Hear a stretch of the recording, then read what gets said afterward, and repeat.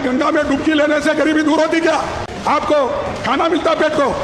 देखिए, खड़गे साहब ने तो डायरेक्टली कहा कि किसी को अगर चोट पहुंची हो, किसी को तकलीफ हुई हो, तो मैं उसके लिए माफी चाहता हूं। तो आज मैं आपसे कार्यक्रम की शुरुआत में ही माफी मांग लेता हूं सैयद जवाद, क्योंकि मैं आज आप लोगों को बेनकाब करने वाला हूं। तो मैं मेरी अगर बात बुरी लगे आपको, मेरी बात अगर बुरी लगे प्रोफेसर भुवन भास्कर जोशी को, तो मैं आपसे आज पहले ही माफी मांग लेता हूं, क्योंकि आज मैं आप लोगों को बेनकाब करने वाला हूं। ये हुई ना बात। पहले मुझे बताइए, हिंदुओं को गाली क्यों दी? आप रोहन गुप्ता बैठे हुए हैं, आपने उनसे पहले बेहतरीन बैटिंग कर दी। मैं उन हिंदुओं के लिए बैटिंग करूंगा जिनको आए दिन आप लोगों की पार्टी आती है, गालियां देकर चली जाती है। मैं उन हिंदुओं के लिए बैटिंग करूंगा और गर्व से करूंगा, क्योंकि आप लोगों ने ठेका ले रखा है हिंदुओं को गाली देने का, तो मैंने ठेका ले रखा है कि मैं हिंदुओं के लिए बैटिंग करूंगा। जितने संविधान प्रेमी हैं उनके लिए बैटिंग करूंगा। संविधान में कहीं लिखा है कि हिंदुओं को गाली दो? अम्बेडकर में मत जाइए। हिंदुओं को गाली क्यों दी, मेरा सीधा सवाल है। अभी सबर तो कर लीजिए, कहाँ जा रहा हूँ? मैं भी नहीं जा रहा हूँ, सबर कर लीजिए, पानी पी लीजिए, उत्तेजित ना होइए। आज मैं पानी पीऊंगा नहीं, आज पानी पिलाने के मूड में आया हूं। आज आप लोगों को चुल्लू भर पानी में डुबाऊंगा, चुल्लू भर पानी में डुबाने के लिए आया हूं।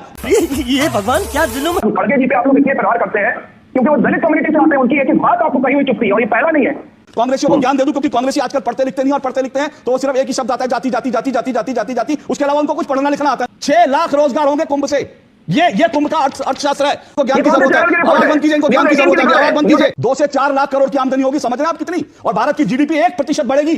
कुंभ से, अकेले कुंभ से भारत की जीडीपी 1% बढ़ जाएगी। लोगों ने मंदिर पर भी सवाल उठाए थे। राम मंदिर पे कहा कि राम मंदिर से कौन सा रोजगार सृजन होगा?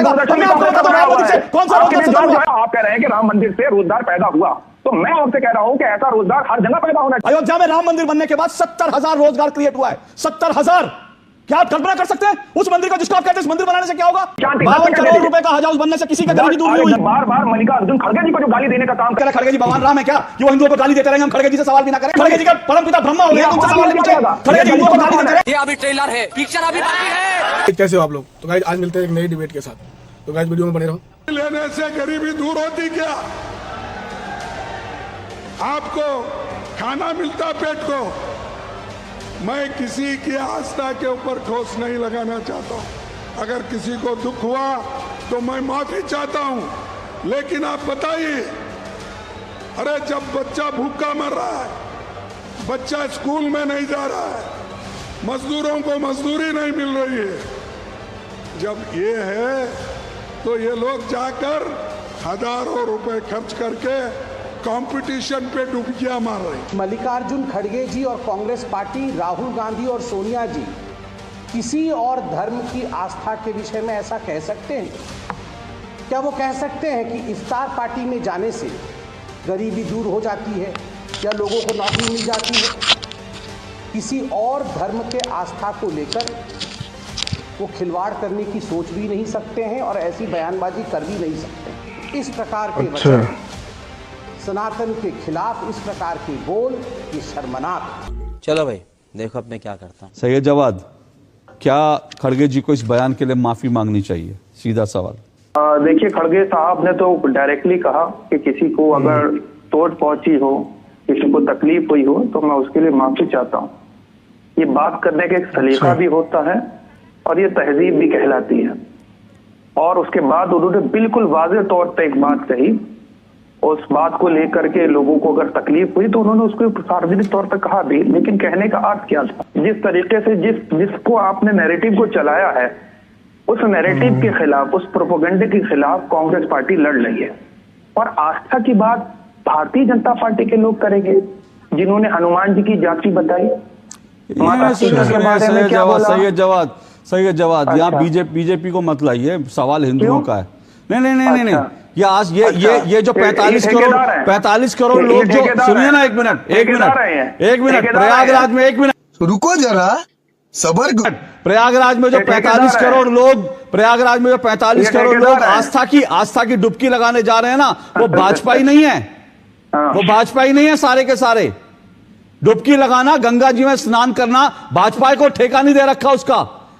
हिंदू, कोई भी हिंदू जा सकता है, और कोई भी दुनिया से हिंदू जा रहे हैं, कोई भाजपा ही नहीं जा रहे वहां पे। तो भाजपा को छोड़ दीजिए। मैंने सवाल खड़गे जी को लेकर पूछा और आपने बड़ी अच्छी बात की, उन्होंने तो माफी मांग ली, है ना? आपने यही कहा, उन्होंने तो माफी मांग ली। तो आज मैं आपसे कार्यक्रम की शुरुआत में ही माफी मांग लेता हूं सैयद जवाद, क्योंकि मैं आज आप लोगों को बेनकाब करने वाला हूं।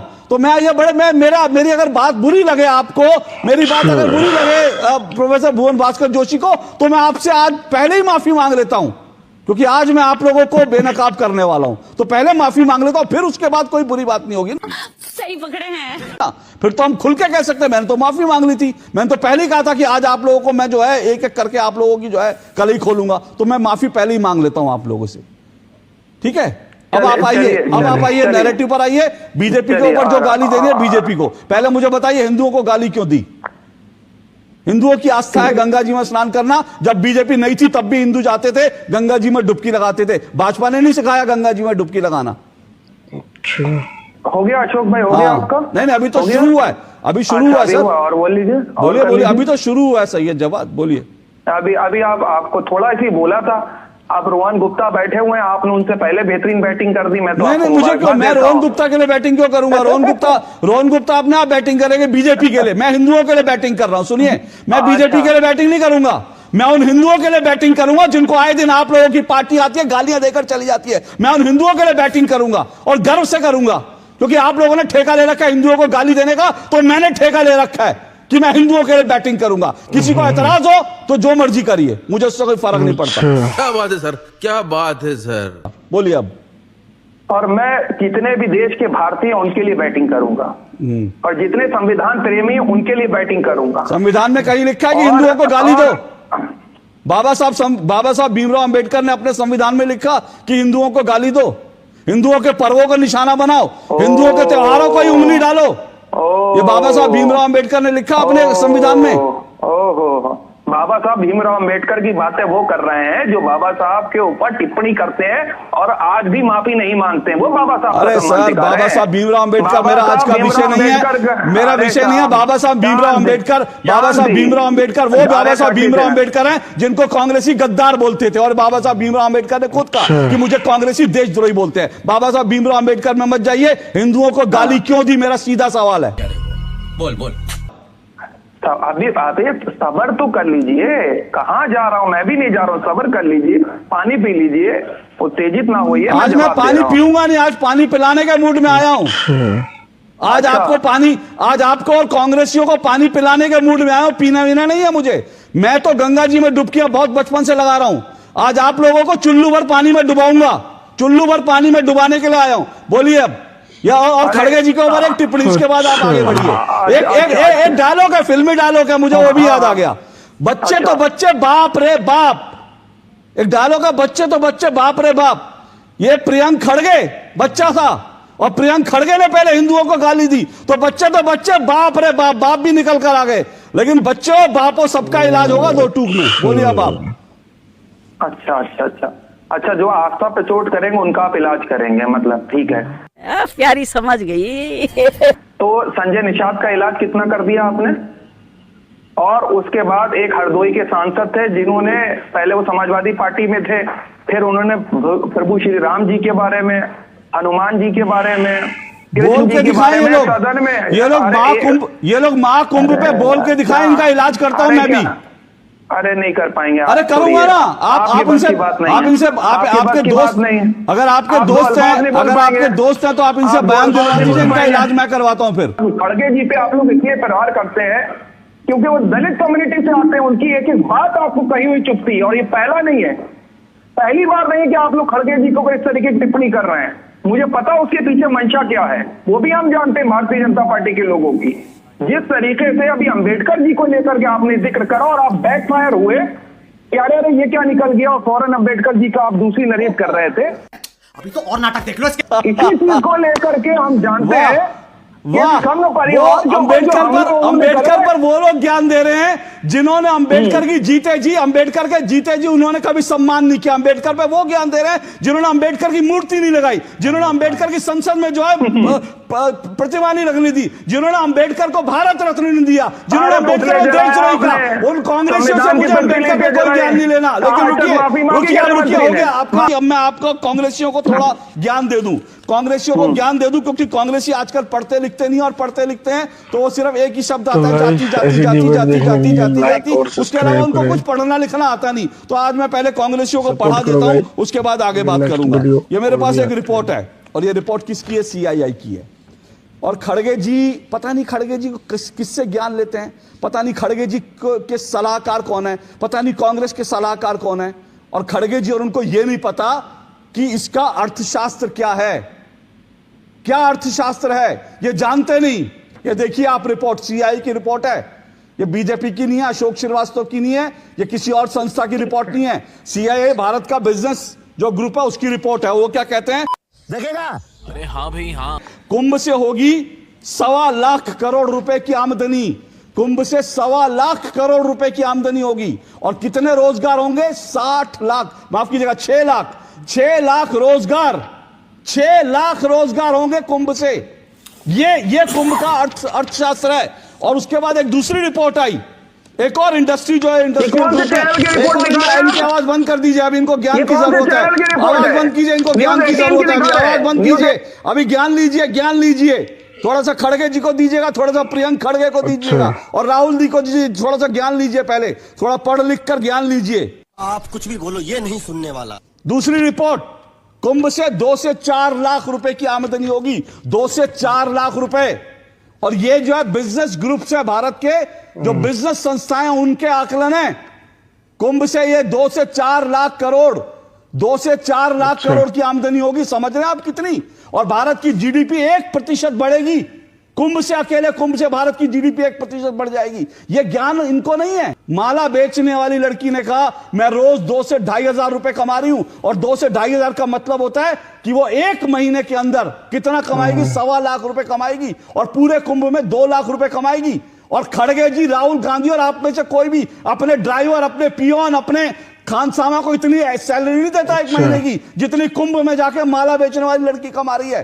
तो खबरदार, अगर आप लोग कुंभ पे हिंदुओं के ऊपर जो इस तरह की आस्था पे चोट करेंगे, पहले पढ़ लिख लिया करिए, उसके बाद बात किया करिए।